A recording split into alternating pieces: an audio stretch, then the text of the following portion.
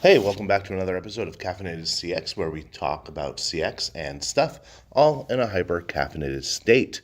I'm David, your host. I'm the Caffeinated CXO, and, well, this is a bonus episode. So, there you go, a bonus for you. First bonus of the new year. And yes, it is the 6th of January, so if you celebrate, it is the Epiphany. And tomorrow is Orthodox Christmas. So, second Christmas for some of us out there. But anyway, here we go. Before I begin, as always, I'm going to ask you to rate, review, and share this show so we can make the show grow. Yeah. All right. So, this episode is going to be about something that is near and dear to my heart. And it's something that I've been interested in and practicing for a long time now, and that is applying Stoic philosophy and Stoic principles into the contact center space. Now, Stoic philosophy, if you don't know, can basically be boiled down into a couple of sentences where worry about what you can control, don't really worry about what you can't control, right?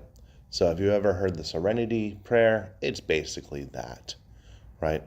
So a lot of the times events happen and we assign meaning to it, right? And that's all that we do. That's human nature. There's more to it than that. I'm going to cover that briefly. But that's the extent of it. It's like you can't control if there's a call spike, right? You can't control if you get yelled at by a customer because they're just in a bad mood. Stuff like that. The reason that I brought it into the contact center environment is, one, it's the best way that I've found to prevent burnout. One of the biggest reasons for call center or contact center churn for employees is burnout. In some of the bigger centers that I've worked at, I don't know if your experience is the same, but I'm willing to bet it is if you've ever worked in one. You go through this training class, however long it is, 2 weeks, 4 weeks, 6 weeks. You get out, you get it on the floor. 3 months later, you look around.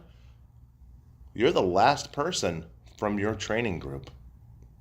And everybody else on the floor, they're fairly new because they were in training classes after you. And eventually, 3 months after they start, one or two of them are going to be the same one, or are going to be the only ones left from their training class. And it's just a cycle that goes on and on and on. And one of the main reasons for that is employee burnout.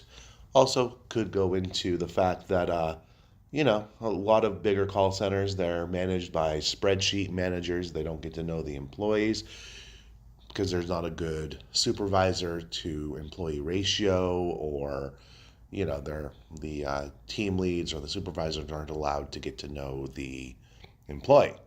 But I implemented this a few years ago into our contact center, and it has profound results. Right now, I'm hovering around a 12% turnover rate. That was from 2022, up a little bit from the year before, where it was like 11%. But still, I'm not too upset about that. So let's talk about implementing Stoicism into the contact center. One, it needs to come from leadership, right? Leadership needs to practice this in front of the employees, right?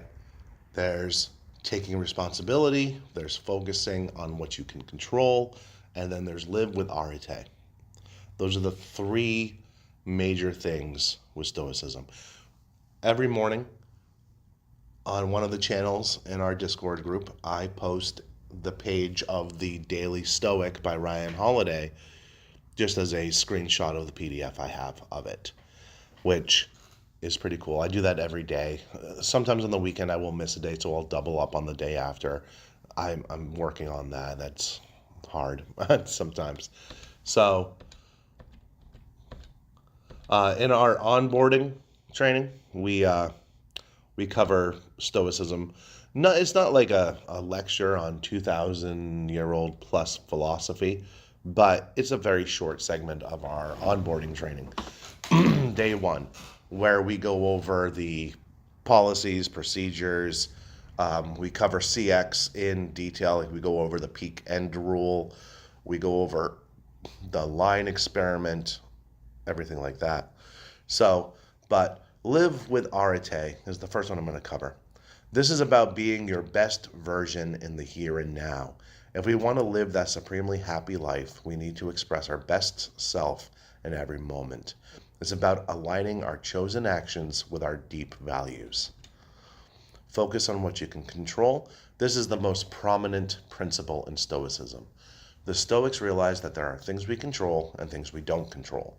To get to the good life, we should focus on the things we control and accept the rest as it happens. We can't change what already is, but we can choose what to do with the given circumstances. Let's focus on that. Take responsibility. Even if we don't control everything that happens, we must take responsibility for our own lives. Because every event offers an area we control, namely how we judge the event and how we choose to respond. This is crucial in Stoicism. It's not an external situation that makes us happy or miserable, but our interpretation of that situation.